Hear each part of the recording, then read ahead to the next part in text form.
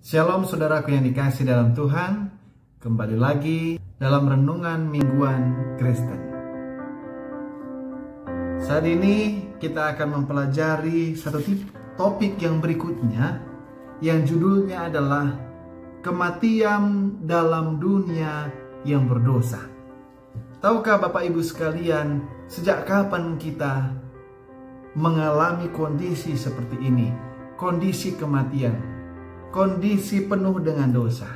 Ya, Alkitab mengajarkan kita dan melalui pelajaran pada saat ini, yaitu melalui buku yang kita pelajari ya, yang berikutnya dalam pelajaran yang kedua.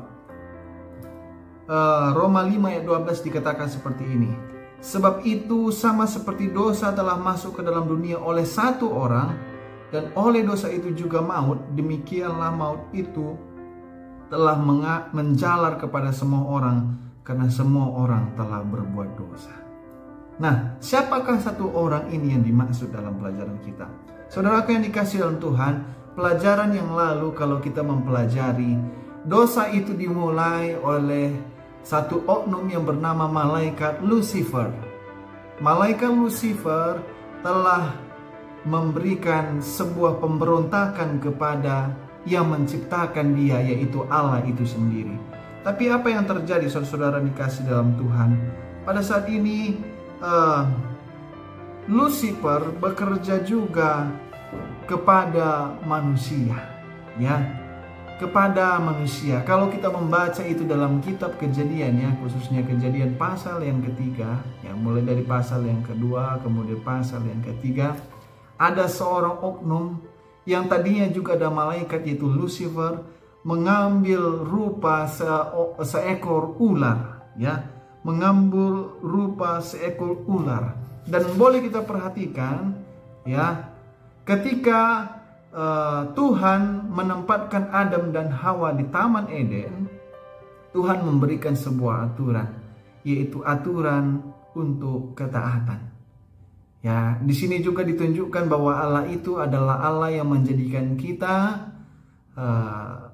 memberikan pilihan, ya, memberikan pilihan, bukan seperti robot, ya. Dan pada saat itu dikatakan dalam pelajaran kita, iblis mengambil bentuk seekor ular dan juga memasuki Eden.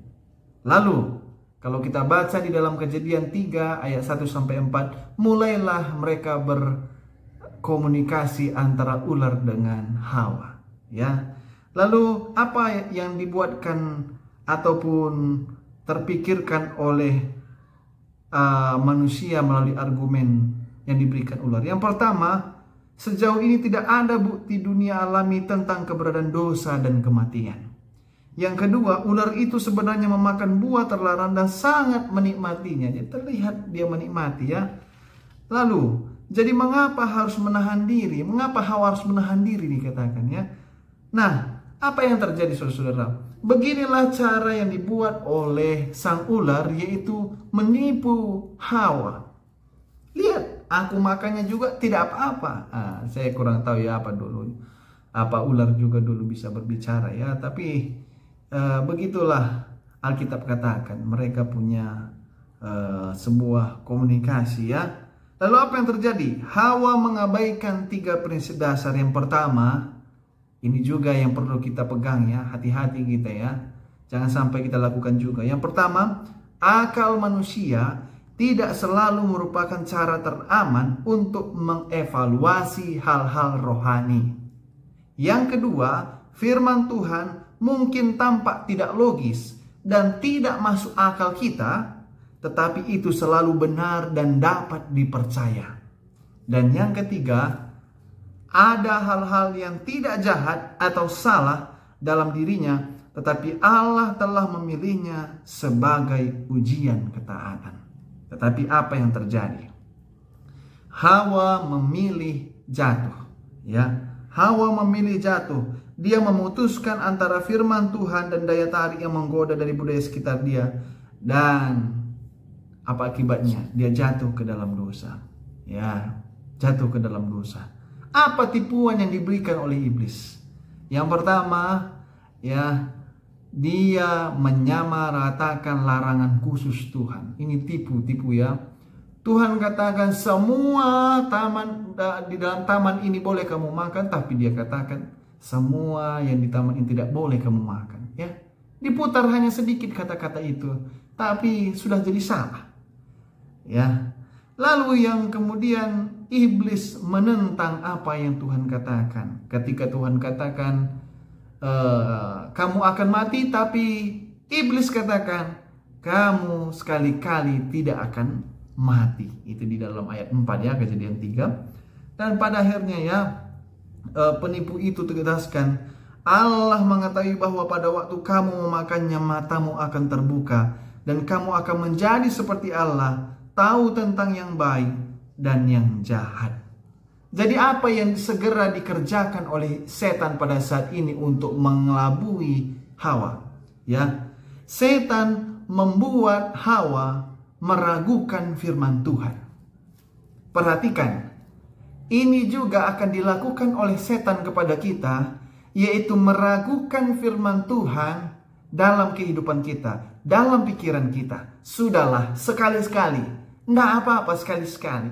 Ya, dikatakan dia menggunakan pengertiannya sendiri, ya, yaitu untuk memutuskan antara dua pernyataan yang saling bertentangan. Jadi, saudara-saudara, kalau kita tercoba untuk, ya, saya boleh katakan datang penggodaan kepada kita, ingat, jangan pernah ragukan Tuhan.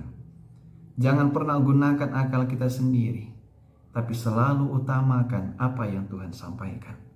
Ya, boleh saja kita pikir pengetahuan boleh saja sah, tapi ingat, di atas segalanya adalah firman Tuhan, karena firman Tuhan adalah baik adanya. Apa yang ditekankan kepada Hawa? Kamu tidak akan mati. Perhatikan, hati-hati, ini yang sudah terjadi pada saat ini ya, dan ini menjadi sebuah doktrin dan pemikiran oleh banyak orang.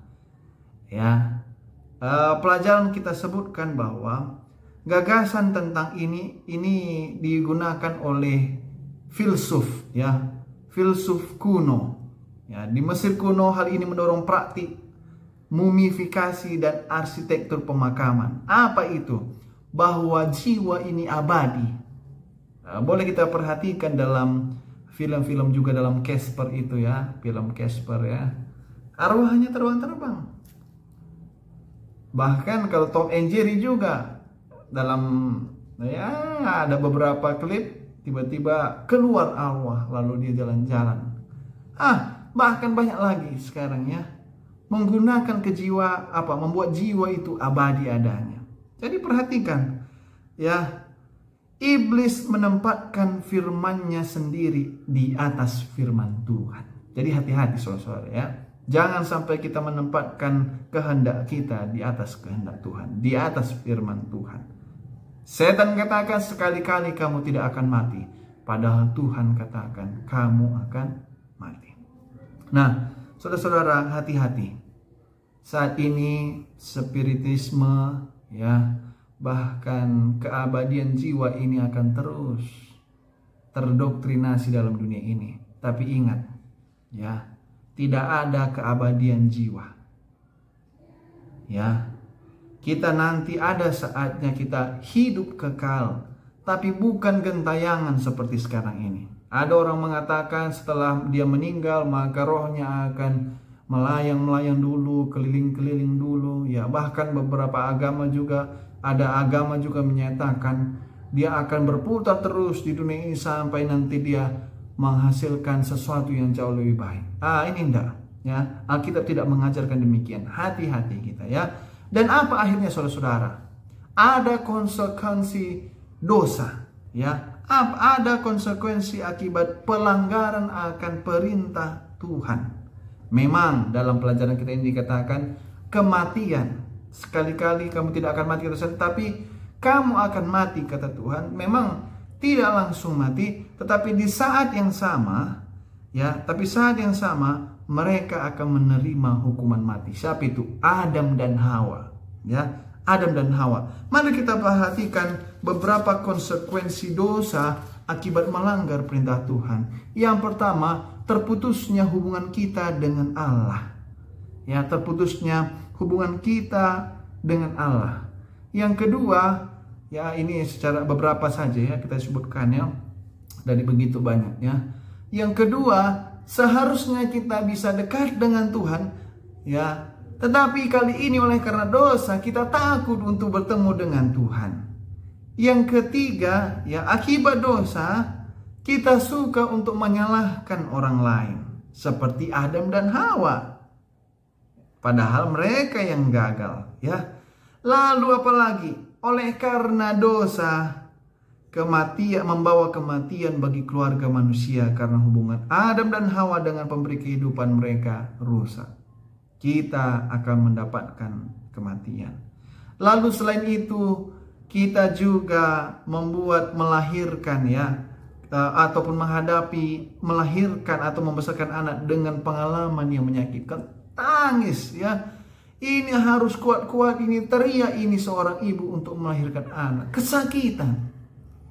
Ya, mungkin boleh saya kita bilang sesar, tapi sesar juga cukup menyakitkan ya. Lalu apalagi? Membuat pernikahan menjadi tempat untuk memperebutkan dominasi dan supremasi gantinya hubungan yang penuh kasih. Ya, perhatikan itu yang terjadi. Lalu apalagi? Membuat pekerjaan menjadi pengalaman yang menyakitkan, peluh dan lelah. Nah ini kalau kita terlalu capek juga kita lihat beginilah pekerjaan ini. Begitulah akibat daripada dosa.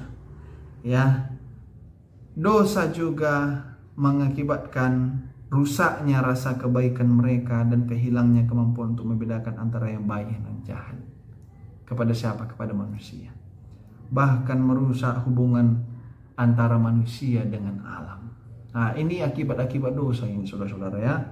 Dan dosa menghasilkan kekerasan, rasa sakit, kebencian, poligami dan banyak lagi dosa yang lainnya. Ya, akibat-akibat yang lainnya. Inilah yang terjadi.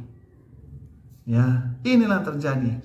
Tetapi meskipun demikian saudara-saudara yang dikasih dalam Tuhan, betapa bersyukurnya kita. Ya, tetap ada harapan itu pada Yesus. Itulah sebabnya pelajaran ini dikatakan ada janji. Ya, ada janji yang kita hadapkan.